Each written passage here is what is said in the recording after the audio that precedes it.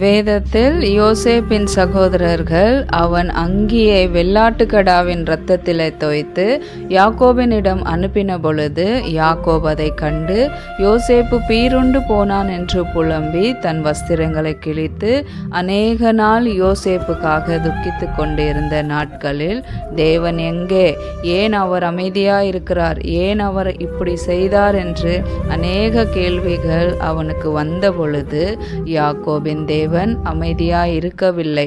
அவர் யோசேப்பு பட்சத்தில் செயலாற்றி கொண்டிருந்தார். யோசேப்பை அதிகாரியாக்கினார்.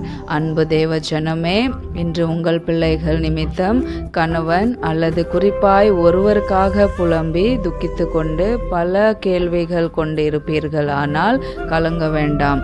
யாக்கோபின் தேவன் நம் தேவன். அவர் செயலாற்றி கொண்டிருக்கிறார். வசனம் சொல்லுகிறது, உன் வழியை கர்த்தருக்கு ஒப்புவித்து அவர் மேல் நம்பிக்கையாயிரு, அவரே காரியத்தை வாய்க்க பண்ணுவார். விசுவாசத்தோடு சொல்லுவோம். ஆமேன்.